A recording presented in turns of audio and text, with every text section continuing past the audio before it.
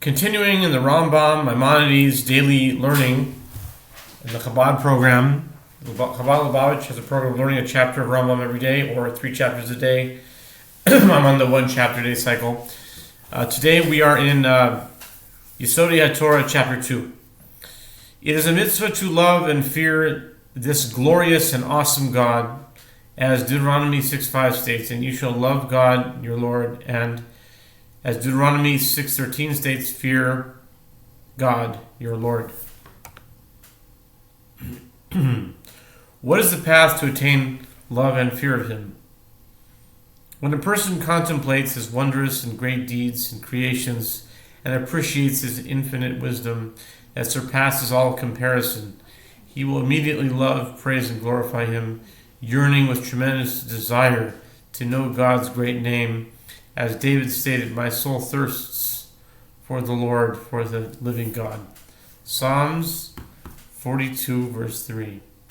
When he continues to reflect on these same matters, he will immediately recoil in awe and fear, appreciating how he is a tiny, lowly, and dark creature, standing with his flimsy, limited wisdom before He who is of perfect knowledge. As David stated, when I see your heavens, the work of your fingers, I wonder, what is man that you should recall him? Psalms 8, 4 and 5.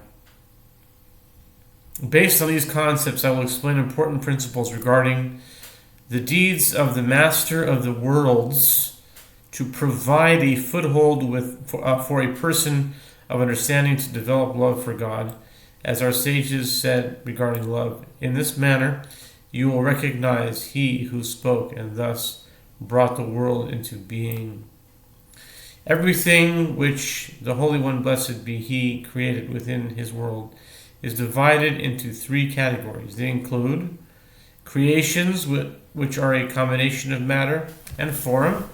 They are constantly coming into existence and ceasing to exist. For example, the bodies of man and beasts and plants and metals. Creations which are also a combination of matter and form, but do not change from body to body and from form to form, as do those in the first category. Rather, their form is permanently fixed in their matter, and they do not change as the others do. For example, the spheres and the stars which revolve in them. The matter from which they are composed differs from a simple conception of matter, and their form differs from a simple conception of form. Creations which have form but no matter at all, for example, the angels, for the angels do not possess bodies or corporeal being, but rather are forms which are separate from each other. What is meant by the prophet's statements that they saw an angel of fire or with wings? All these are prophetic visions and parables. As Deuteronomy 4:12 states, God, your Lord, is a consuming fire. Though He is not fire, and the description of Him is in this manner is only metaphoric. Similarly, Psalms 104 verse 4 states, He makes His angels as winds.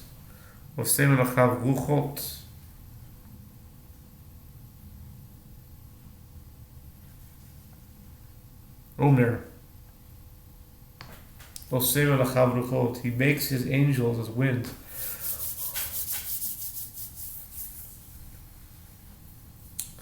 Since they possess no body, what separates the form of the angels from each other? Their existence is not alike. Rather, each one is below the level of the other and exists by virtue of its influence. In a progression of levels, one above the other. Everything exists by virtue of the influence of the Holy One, blessed be He, and His goodness. Solomon alluded to this concept in his wisdom, saying, Ecclesiastes 5:7, because above the one who is high, there is a watcher, and there are others higher than them. The expression below the level of the other does not refer to height in a spatial sense, as one might say he is sitting higher than his colleague, but rather in regard to spiritual level.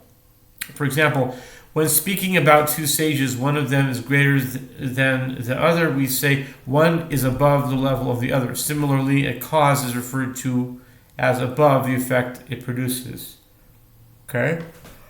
The different names with which the angels are called reflect their spiritual levels. Thus, they are called the Holy Chayot, who are above all the others.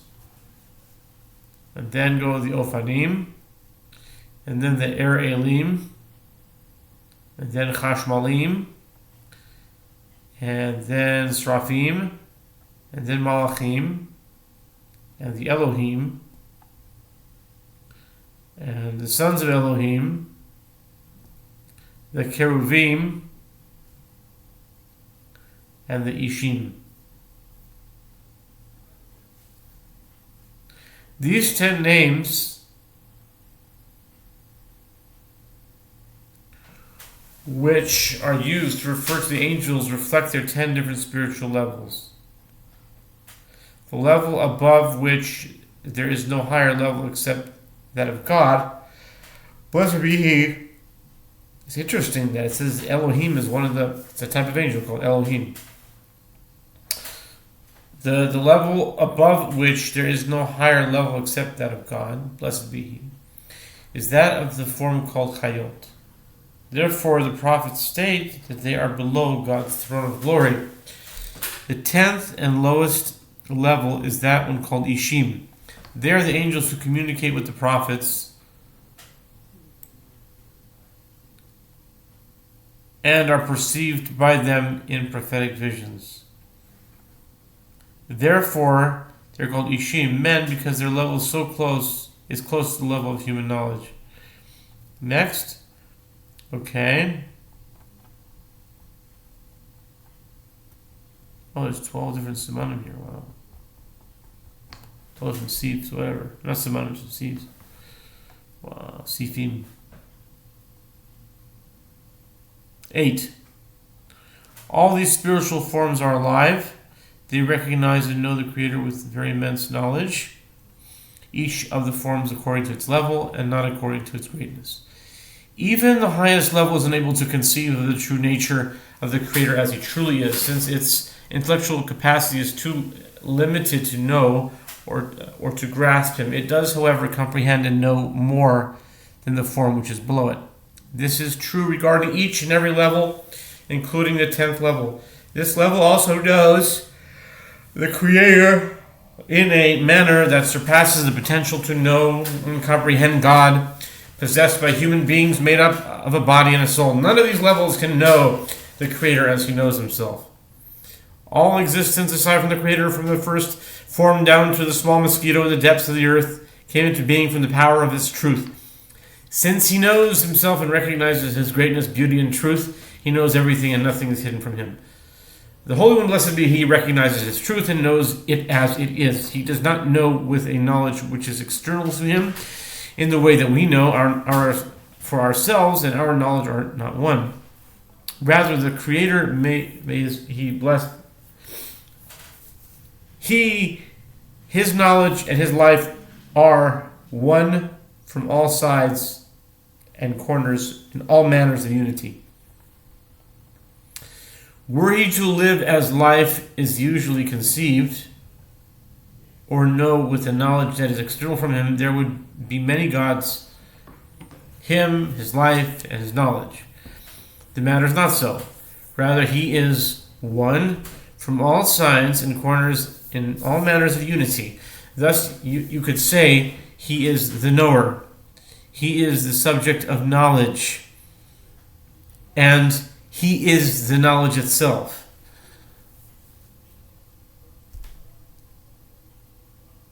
All is one.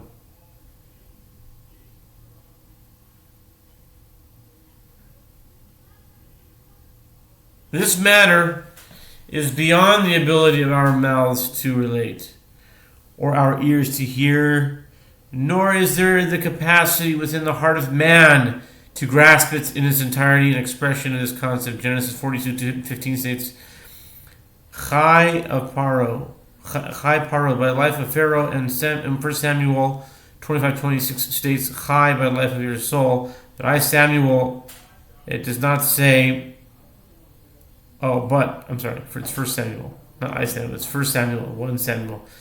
It does not say Chai by the life of God, but Chai Hashem, as God lives. This shows that the Creator and His life are not two, as are the lives of living beings or the lives of the angels. Thus, He does not recognize and know the creations in terms of the creations as we know them, but rather He knows them in terms of Himself. Thus, since He knows Himself, He knows everything, for the existence of everything else is dependent on Him. 11. The concepts that we have mentioned about the subject matter in these two chapters are like a drop from the sea.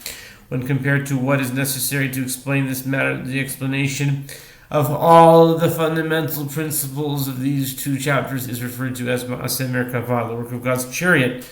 12. The sages of the early generations commanded that these matters should not be explained except to a single individual at a time. He should be a wise man who can reach understanding with his powers of knowledge. Afterwards, he is given fundamental points, and an outline of the concepts is made known to him. He is expected to continue to contemplate until he reaches understanding with his powers of knowledge and knows the ultimate meaning and depth of the concept. These concepts are extremely deep, and not every person has the knowledge necessary to appreciate them. In his wisdom, Solomon described them with the metaphor in Proverbs 27:26, lambs for your clothing. The root kevas, lamb, also kevas, like keves, lamb, also has the meaning hide, meaning to conceal, hide.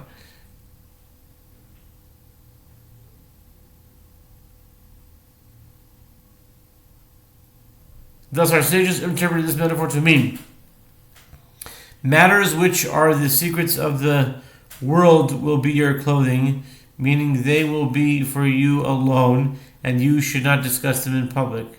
Concerning them, Proverbs 5:17 teaches, they shall be for you and not for others with you. Similarly, the Song of Songs 4:11 states, honey and milk will be under your tongue. The sages of the early generations interpreted this as a metaphor. Subjects that are like honey and milk should be kept under your tongue. Okay, that's Yesodei Torah chapter 2.